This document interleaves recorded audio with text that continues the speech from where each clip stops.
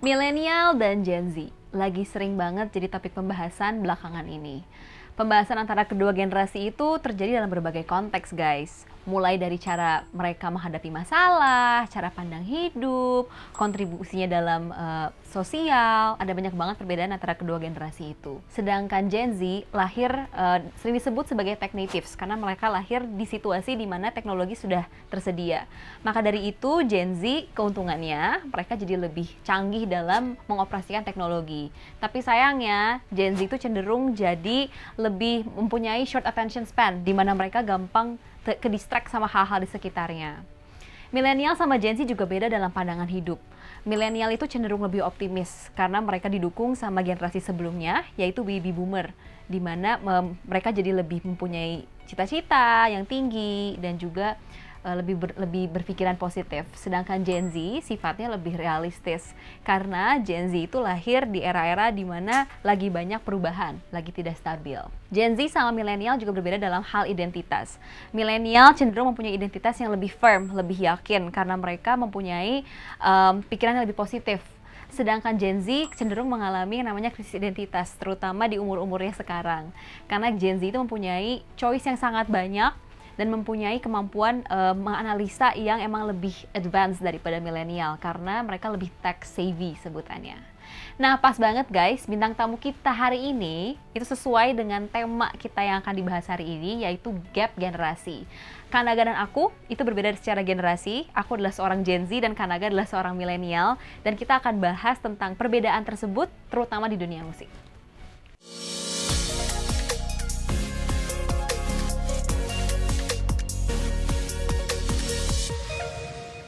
Hari ini aku mau ngobrol-ngobrol sama seorang yang spesial karena selain dia adalah seorang vokalis band yang legendaris, dia juga adalah seorang komentator juri aku idola cilik. Ada Kanaga. Halo Kak, apa kabar? Sehat, alhamdulillah. Setelah 11 tahun Setelah ya, 11 tahun akhirnya kita ketemu lagi ya Kak ya.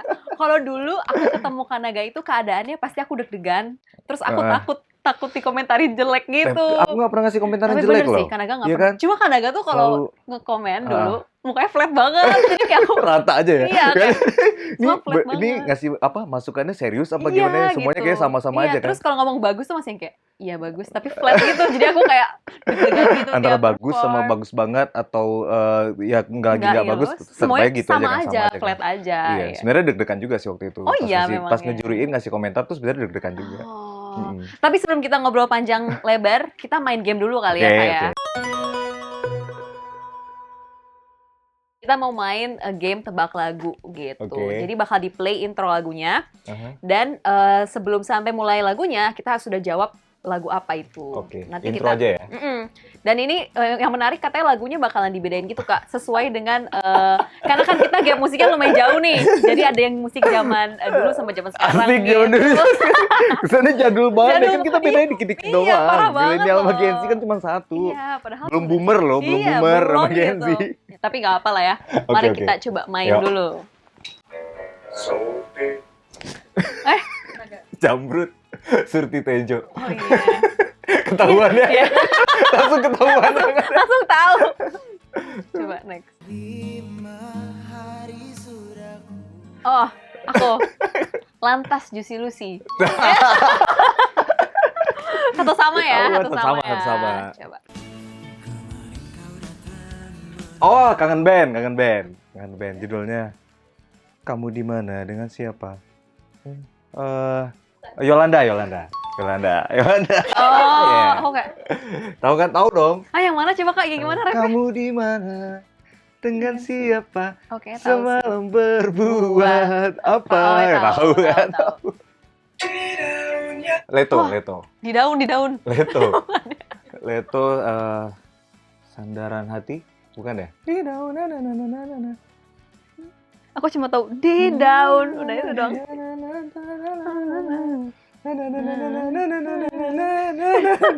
Cari judulnya. Ruang Rindu. Iya. Ruang Rindu. Oh, aku. Komang. Ya, Ray Laude. bener. Bener, Iya, bener, iya, bener. bener. Saya tahu kok, saya tahu Saya kok. tahu Saya tahu, kan, saya tahu, tahu. Saya tahu kok, saya tahu. Coba. Sepia. Hah, yang mana kak? Yang Sheila mana? Seven. Oh, Sepia. Selamat tidur kekasih gelapku. oh, kayak tahu deh. Iya kan? Kayak tahu, Malah kayaknya. tiada artinya. Semua meragukan aku gitu kak. Semua meragukan aku. Oke, Terus. Ini lagu zaman sekarang nih. Iya, pastinya. Ona kalian ada. Sini. Semua aku dirayakan Nadine Amizah. Nadine Amizah. Eh. Nadine Amizah. Hijau daun. Suara, suara. Bener ya? Suara, dengarkanlah aku. Lu tahu iya, juga. Tahu. Oh, aku. Siapa? Bunga Hati Salma.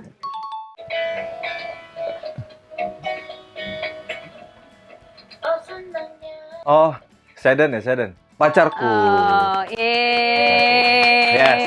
Terlihat sekali ya. Wah, Terlihat sekali. tapi ya kak, ini nggak sih kak, kayak musik-musik zaman dulu tuh ada kayak khasnya gitu loh. Kayak 2000-an tuh begitu gitu nuansanya. Karakternya ya. Ya nggak sih kak? Iya, sebenarnya karena ya tiap generasi kan pasti ada yang apa namanya yang hype dan familiar di generasi itu kan. Jadi mungkin pas 2000-an memang lagi rame-ramenya musik tuh macam-macam, walaupun sekarang juga macam-macam sih, macam-macam juga. Tapi karena sekarang itu udah nggak ada batasan ruang dan waktu gitu. Bener. Kalau dulu kan kita misalnya lagi rilis lagu nih, Iya. 3 bulan atau 6 bulan ke depan kita akan mempromosikan atau kita tahu nih kompetisinya dengan lagu A B C D F G gitu. Oke. Tapi kalau sekarang tuh misalnya Chelsea terus aku lagi rilis lagu, ternyata kita kompetisi di digital tuh dengan lagu 10 tahun yang lalu, lagu 20 Benar. tahun yang lalu. Jadi lagu-lagu yang memang pada saat itu hits sekarang juga muncul lagi di digital itu. Iya. Jadi kedengarannya kok apa? Kelihatan banget sekarang semua lagu tiap generasi itu benar-benar bisa kita dengerin bareng-bareng gitu, nggak perlu nyari susah payah kan, tinggal ketik doang di DSP, di YouTube semua kelihatan. Iya. Tuh. Cuman kalau ngomongin generasi kan kita sebenarnya gapnya sebenarnya bilang jauh banget nggak ya kak? Nggak terlalu Milenial jauh sama lah. Gen Z nggak Masih sejauh satu. itu. Beda satu doang Beda satu. sebenarnya. Cuman menurut Kak Naga sendiri apa yang paling beda dari anak-anak Gen Z? Kalau secara musik deh. Yang paling beda sebenarnya karena kalau proses produksi sebenarnya masih mirip ya. Maksudnya dari generasi milenial sama Gen Z proses produksinya udah mulai sama sih. Studio Oke. kita juga udah sama-sama digital, udah multi Oke. track semuanya sama kan. Maksudnya kita sama-sama nggak ngalamin senior kita yang recordingnya pakai Pakai pita, pita, itu ya. kan nggak sampai segitunya kan.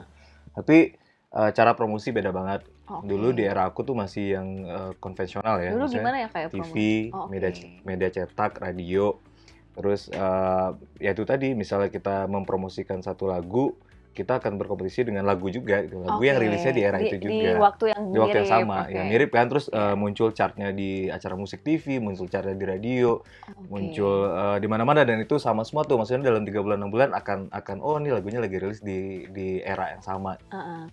Nah, promosi di era sekarang kan beda banget tuh, beda Iya banget. benar. Udah semuanya serba digital, Benar. terus pas kita rilis musik video itu belum cukup, nggak cukup hanya rilis musik video, Iya. dan pada saat kita rilis musik video pun kita tuh nggak berkompetisi dengan sesama musik kan, Benar, banyak. konten, Iya. prank, apalah segala macam, Benar. podcast semuanya Iya. ada di rimba Di internet tuh sama, ya. satu sama, semuanya campur aduk kan. Iya. Nah, akhirnya kita harus bikin konten yang banyak, harus gimana caranya mancing atensi netizen supaya sebelum mereka lihat karyanya, mereka lihat dulu nih, oh Iya. ada sosok ini nih, baru mereka cari karyanya. Itu udah beda banget kan. Iya. Sama cara mendengarkan juga beda kan. Itu juga mempengaruhi sama kita promosinya pasti kan. Dulu mungkin masih dengerin kaset, aku masih ngalamin kaset. Oke, CD. Album pertama CD Iya. masih gitu. Sekarang toko kaset, toko CD udah nggak ada, udah nggak ada Oke. sama sekali. Orang dengerin musik digital, Di dan streaming. mungkin dulu juga masih muterin CD, kaset, terus dengerin di mini kompo di rumah gitu kan. Oh, Kalau sekarang iya. kan tinggal pakai handphone, iya, pakai benar, headset. headset. Itu cara orang dengerin juga akan ngaruh sama mungkin genre apa yang mereka suka, juga pasti Iya, beda banget kan. benar-benar. Sekarang. Itu. Cuma kalau menurut Kanaga sendiri, kan sekarang banyak banget nih. Maksudnya kalau zaman dulu mungkin kalau mau jadi penyanyi itu harus masuk label dulu, step by step-nya banyak gitu. Sedangkan sekarang kan kayak semua udah jadi bisa apa ya, if you wanna produce something, you wanna Iya. become an artist, silahkan udah ada platformnya gitu. Pendapat Kanaga sendiri soal itu gimana? Sekarang tuh dulu mungkin, walaupun dulu juga ada sih, maksudnya teman-teman yang independen yang nggak Oke. gabung dengan record label kan juga ada. Tapi sekarang benar-benar lebih luas dan lebih apalagi terbuka untuk semuanya. Teman-teman yang mungkin recording bahkan home recording, mereka rekaman di kamar sendiri juga bisa daftar ke DSP lagunya. Bisa didengar di seluruh dunia malah kan. Dari manapun orang mau dengar bisa dengar lagu mereka.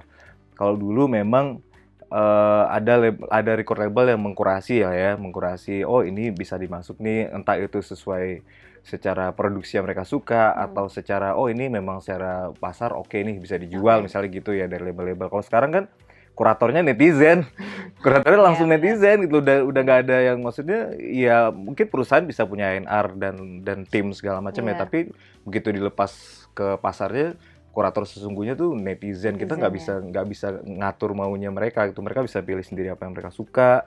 Terus bahkan mungkin kalau dulu kita nungguin tuh tiap pagi ada acara misalnya Delta gitu, pagi-pagi dulu zaman dulu ada nungguin siapa nih yang, atau MTV gitu ya, MTV Ampuh misalnya, kita nungguin siapa nih yang lagi di chart segala macam. Kalau sekarang kan enggak, mereka cari yang mereka mau atau yang memang viral banget akhirnya sampai kedengaran telinga akhirnya baru cari gitu juga ada kan. Iya bener-bener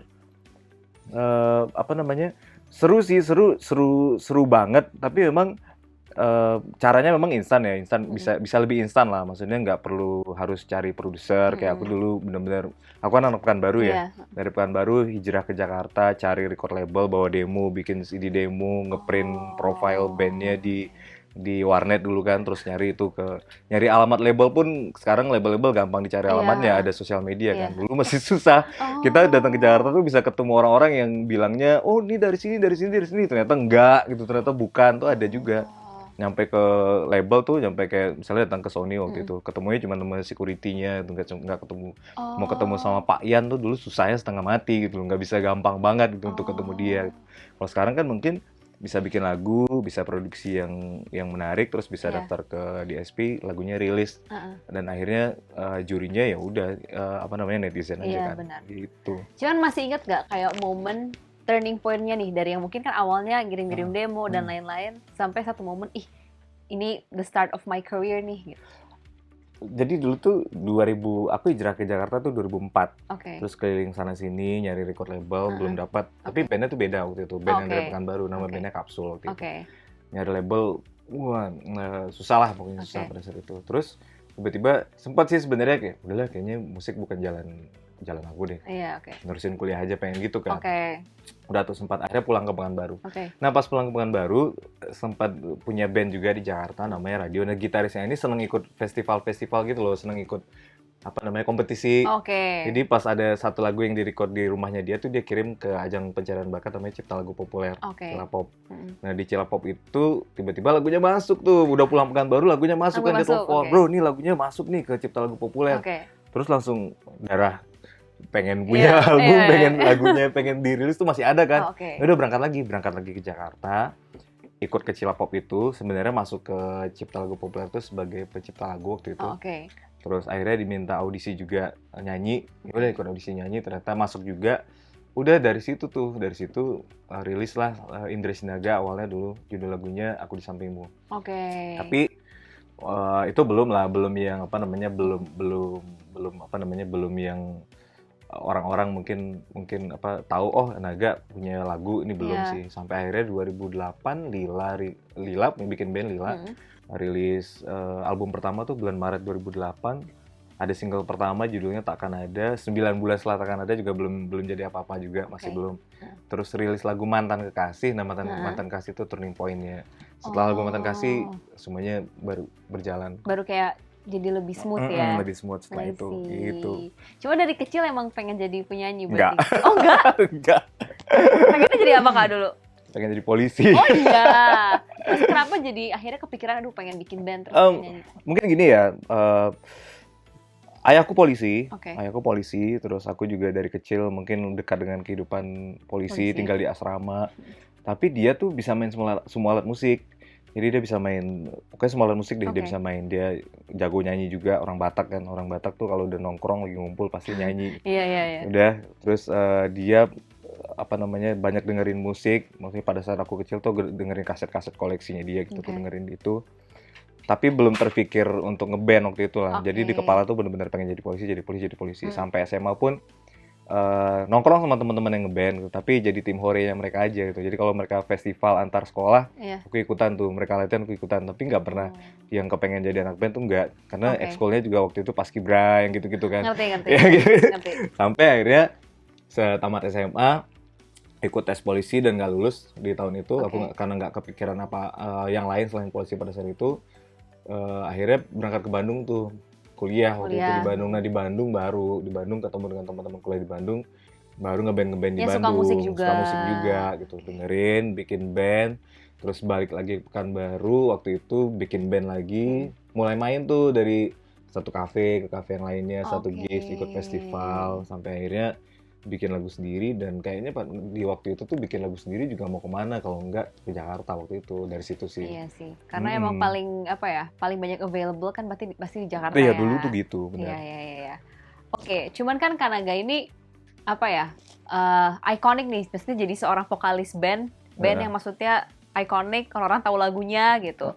Ada pressure tersendiri nggak sih Kak? Maksudnya jadi dengan title Kak Naga Lila gitu. Naga Lila, terus sekarang gabung ada Ada band band gitu. ya.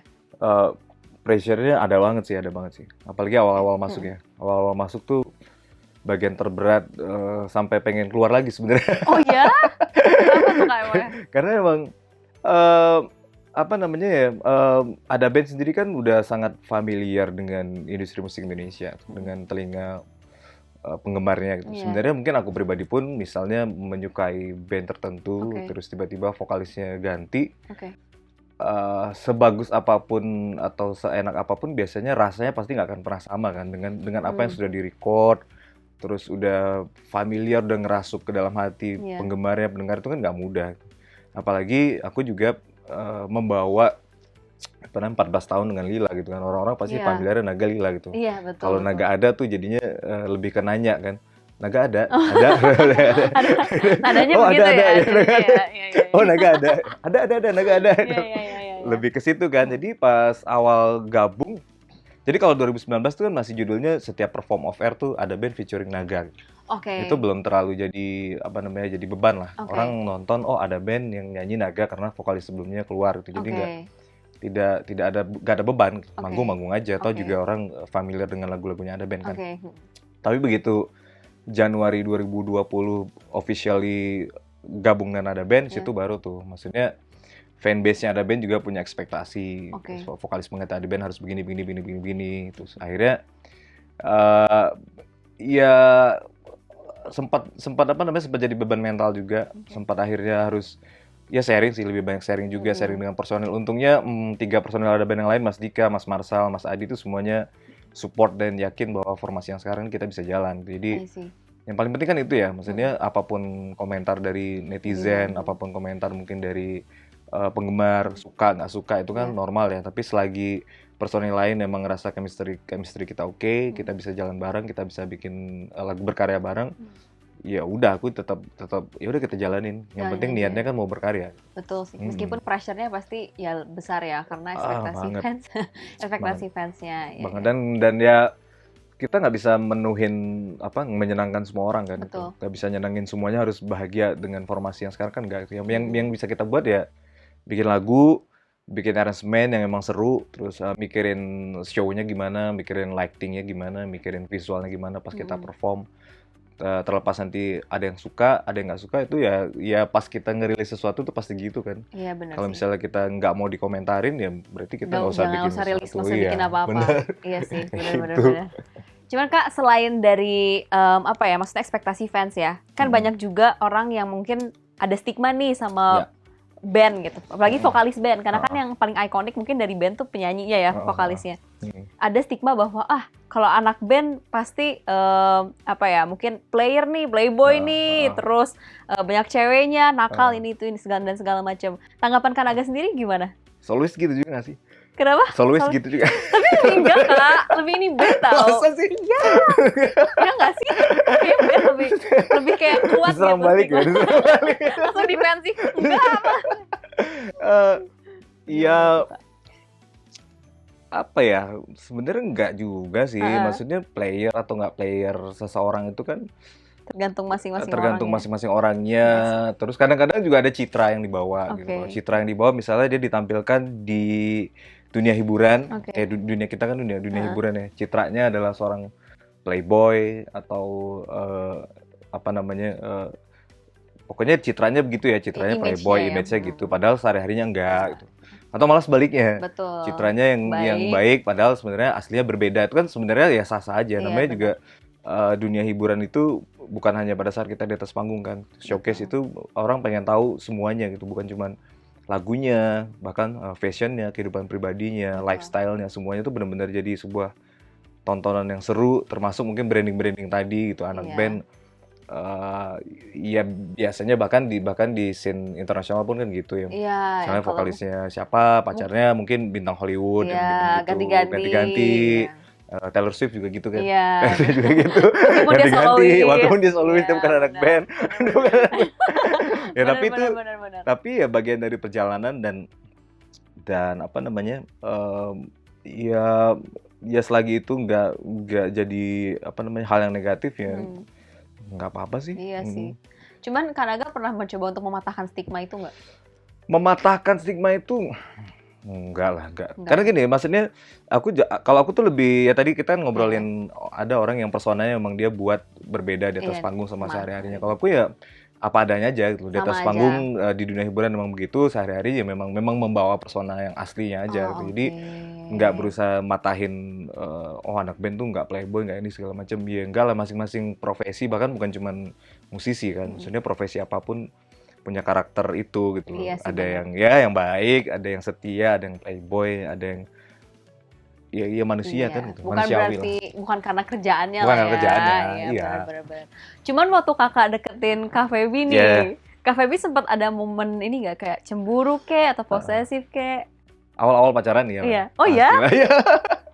Emang posesifnya gimana Kak? Waktu awal? Awal-awal pacaran pasti ada lah ya, maksudnya nanya-nanya, misalnya ketemu sama teman yang cewek gitu kan, siapa segala macam, pasti ada pertanyaan kan, cewek gitu nggak sih sama cowoknya? Hah? Aku enggak sih.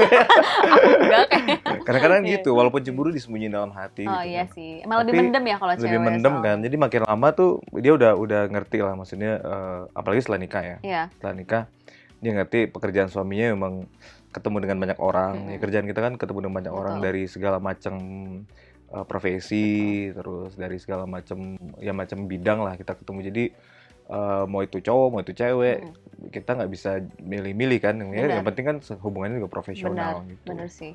Ini nggak sih Kak ngerasa ada perbedaan nggak antara fans fanatik yang zaman dulu sama zaman sekarang? Kalau sekarang kan mungkin lebih banyaknya komen lewat sosmed gitu. Kalau zaman dulu kan mungkin belum ada sosmed. Zaman dulu mungkin sama kali ya. Oh ya? Sama sih. Sama aja ya? Sama, mungkin zaman dulu tuh lebih sebenarnya sama sih. Mungkin cara ekspresinya aja yang beda gitu. Oh, kalau dulu gimana Kak? Dulu tuh bener-bener sekarang juga gitu kali ya. Maksudnya bener-bener datengin kita ke sampai di mana kita stay itu mereka tahu gitu kan. Mereka stay sampai di lorong-lorong hotel tuh bisa ada gitu loh, bisa rame gitu loh. Tapi kok bisa tahu ya? Kan kalau zaman sekarang kan ada sosmed gitu. Jadi mungkin diikutin.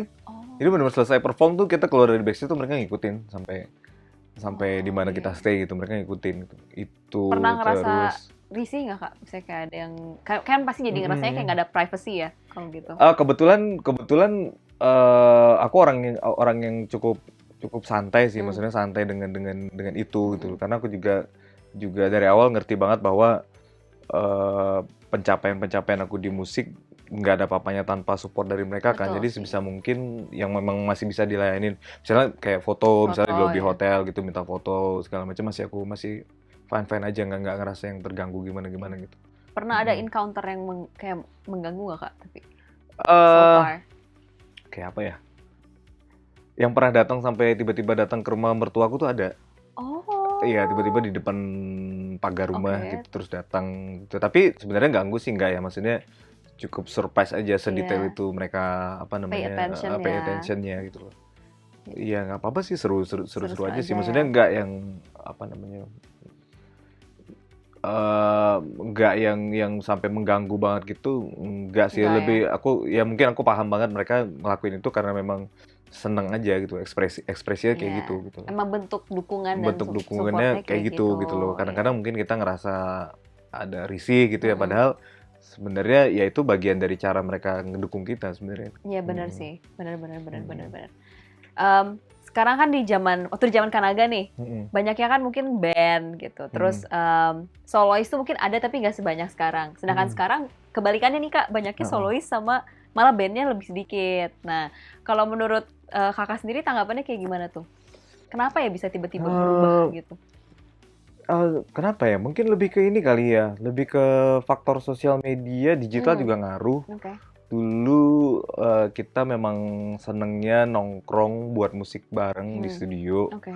terus nge-jam bareng bikin Oh, lagu oke. gitu kan. Terus sekarang tuh di era digital, anak-anak sekarang tuh jago-jago banget soalnya. Iya beneran jago-jago banget. Dia bisa bikin musik sendirian, jadi nggak perlu lu bisa main bass nggak, bisa main drum nggak perlu, dia bisa bikin semua sendirian kan. Ditambah ini nggak sih Kak, mungkin karena sekarang lebih teknologinya lebih canggih. Jadi misalnya kayak produce music bisa, yang penting as long as you can play piano bisa bikin Bisa, sound-sound yang lain. bener. Iya. Itu ngaruh juga, bener. Lebih lebih efisien lah kalau yang Lebih sekarang gitu. efisien, Terus iya. ngumpulin orang bikin band juga kan nggak mudah.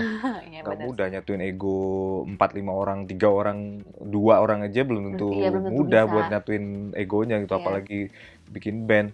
Nah, kalau yang sekarang tuh mungkin lebih apa namanya ya, sosok-sosok solois itu lebih mudah dicerna sama pasarnya juga kan. Oh iya benar. Biasanya kalaupun ada band yang muncul, ya dari dulu juga gitu sih. Ya biasanya ada icon satu atau 2 orang yang memang familiar dengan pasarnya. Sampai akhirnya bandnya muncul. Mungkin sekarang kan ada juga beberapa band yang muncul kan, kayak Juicy Lucy juga kan Iya band. benar. Apa namanya ya Hindia gitu ya, Iya, dibikin iya juga benar. kan kedengeran lah gitu, Iya. banyak juga sih. Cuman mungkin memang bedanya eranya dulu lagi trennya rame band-bandan tuh banget, gitu. Sekarang iya. lagi trennya penyanyi solo gitu. Itu. Apakah karena lagi tren sekarang penyanyi solo, jadi karena nggak solo juga? Gimana tuh Kak? Sebenarnya sih awal-awal masuk ke industri musik secara profesional tuh solois dulu, Solois Indra dulu. Sinaga dulu kan, yang di Cipta Lagu Populer itu. Benar. Indra Sinaga rilis solo, Aku di Sampingmu waktu itu, terus baru bikin band lagi 14 tahun sama Lila, terus bikin pada saat sama Lila tuh sempat rilis satu single solo juga tahun 2018 waktu itu, judulnya Menikmati Cinta. Terus pada saat itu di awal-awal tuh masing-masing personel ada band tuh punya side project semua kan. Maksudnya gitarisnya juga aktif sama Dr. PM. Mas Cika sempat bikin Jack Vegas sama Mas Gugun Blues Shelter sama Mas Bimo drummer. Terus Mas Adi tuh sempat mau reunian sama Teaser waktu itu, walaupun belum jadi ya sampai sekarang. Akhirnya ya udah aku boleh punya project solo juga, yang penting nggak mengganggu project bandnya gitu. Jadi lebih ke aku bikin Indra Sinaga solo ini lebih ke yang pada saat ada beberapa karya yang nggak match untuk ada band, aku rilis di Indra Sinaga gitu. Lebih seru ciptain lagu untuk solo apa untuk band Kak? Beda-beda sih. Beda-beda ya? Beda-beda, tantangannya beda-beda. Kalau buat solo mungkin lebih ke meyakinkan diri sendiri aja. Suka nih lagunya, terus tinggal ngomong ke ANR, gue suka banget nih lagu ini nih, gimana caranya aransemen kayak gini, ngasih referensinya. Kalau di band gitu ngasih lagu tuh tiba-tiba yang lain gini merenung, terus dalam hati langsung kayaknya mereka nggak suka nggak suka nih mereka lagunya. Padahal belum tentu kan, belum tentu, maksudnya mereka mencerna dulu aja gitu. Sama aja misalnya personil lain ngasih lagu kan juga mungkin aku juga gitu, ini gimana ya aransemennya, gimana ya, enak ya gitu kan gitu. Maksudnya lebih butuh approval dari personil yang lain kan gitu. Apalagi mungkin sekarang ada band, aku juga bedanya sama lagu-lagu yang aku tulis di bandku yang dulu gitu ya, sama solonya tuh cukup beda. Aku dulu di Lila tuh bikin lagu paling 4 chord gitu kan. Di Ada Band tuh satu lagu tuh bisa 8 chord, 10 chord, banyak banget progresi chordnya beda gitu. Jadi tantangannya beda-beda lah. Iya. Soalnya aku selalu membayangkan kalau aku nulis lagu yang buat grup gitu loh Kak. Karena kan so far kalau aku nulis buat diri aku sendiri ya, dan aku yang kayak ya udah bener-bener aku maunya begini, sukanya begini, tinggal meyakinkan A&R itu yang aku bilang. Tapi memang nggak sering juga aku kalau nulis sendiri tuh stuck gitu loh Kak. Jadi misalnya udah nulis aku stuck, aduh gimana ya nextnya enaknya gimana. Jadi aku membayangkan kalau aku nulis mungkin in a group itu apakah akan lebih mudah karena kan lebih ada opini orang lain gitu. Katanya sih sebenarnya kalau lagu yang kita tulis memang kita alamin langsung ceritanya itu kan lebih deep ya. Lebih personal ya. Lebih personal, lebih deep, lebih nyampe rasanya. Katanya loh ya. Ini katanya loh ya, katanya. Jadi satu lagu tuh memang harus ada satu orang sumber inspirasinya. Katanya loh. Itu katanya loh. Maksudnya kayak muse-nya gitu ya. Iya, bener-bener yang ya kalau itu memang lagunya tentang orang tertentu, harus ada sumbernya misalnya gitu. Atau kalau tentang alam atau tentang sosial, tentang apapun yang memang benar-benar dirasain itu akan lebih akan lebih deep, lebih I bener-bener yang see. kita rasain kan. Iya, benar. Tapi kalau misalnya nggak ngalamin sendiri tuh biasanya Oke. beda aja sih feel-nya gitu, lebih susah aja, nulisnya juga lebih susah, nggak sengalir yang kita rasain sendiri kan. Iya. Eh, ini katanya juga Iya, nih, iya. katanya makanya band-bandan atau penyanyi solo tuh biasanya album pertamanya tuh viral banget karena mostly lagu-lagu yang ditulis tuh dialami sendiri gitu. Paling sampai album kedua, album ketiga, album keempat, kelima tuh udah susah banget. Kalau album keenam dia booming lagi berarti dia lagi banyak masalah banget. Ya, Kak, jadi poinnya sebenarnya Harus banyak masalah. iya, mungkin itu kenapa Taylor Swift ganti-ganti Iya kan? pacar. Jadi- Masalahnya banyak banget. Iya, benar loh, sih, bener. benar. Tapi aku relate sih, karena kalau aku nulis, aku pernah yang kayak nulisnya fiksi, maksudnya aku ngayal Iya, aja, ngayal sama aja. nulis yang emang ada Real. orangnya gitu. Beda Beda Kak, kan? iya, lebih cepet gitu kalau yang ada orangnya. Iya, iya, iya. Berarti harus perbanyak Harus orangnya. perbanyak. Gitu ya? Iya, iya, iya.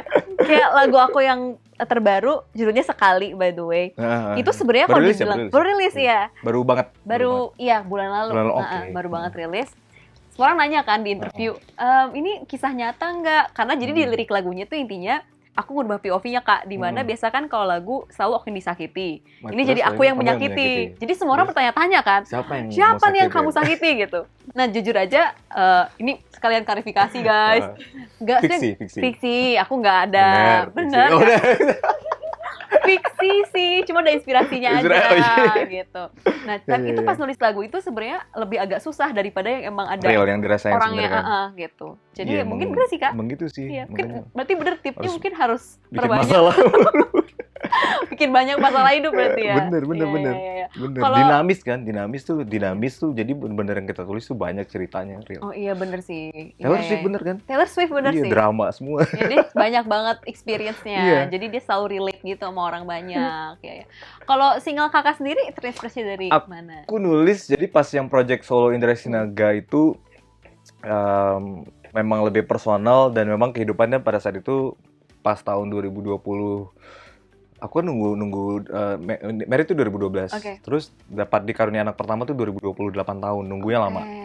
Pas di karunia anak pertama tuh aku lagi semangat-semangatnya nulis buat project solo Indra Sinaga kan. Jadi sebagian besar lagu di project Indra Sinaga tuh masih tentang kekagumanku dengan kehadiran putri pertama aku sih. Oh, that's so Jadi sweet. bener-bener yang ngerasa judulnya kan terjemahan cinta. Iya. Judulnya terjemahan cinta. Jadi bener-bener yang kalau cinta bisa diterjemahkan dalam wujud manusia tuh buat aku tuh anakku itu. Oh, gitu. cute banget. Berarti liriknya semua bikin sendiri kan? Bikin sendiri. Oh, Bikin sendiri. very personal ya. Very personal, Very liriknya aku personal. bikin sendiri. Terus musiknya waktu itu yang ngerjain Randy Pandugo. Oke. Terus beberapa part di bagian verse-nya aku kerjain bareng sama Rizky, A&R-nya Alpha Records, Oke. label tempat aku. Oke. Gitu. Iya memang aku nulis lagu itu iya buat Baik Hati sih ya. Namanya Baik Hati. by the Ih, way. lucu banget. Baik Hati. Iya. Berarti keluarga penting banget lah ya buat Kanaga ya. Iya buat kadang-kadang gini kita sibuk dengan kegiatan kita sibuk ngejar mimpi kita sibuk bergaul sana sini untuk mungkin untuk mencari apapun yang kita pengen lah ya, mimpi kita gitu, jauh sana sini nyari cinta juga mungkin gitu. Padahal ternyata cinta itu sering banget kita rasain dari hal kecil yang dilakuin keluarga kita gitu, orang-orang terdekat kita, tanpa kita sadari saking seringnya buat kita jadi terlalu biasa, padahal itu yang paling luar biasa gitu. Betul. Iya. Ih, keren banget. Coba nyanyiin sedikit dong Kak kalau boleh. Boleh. Oke. Lagu Chelsea dulu deh. Kakak dulu deh. Oke.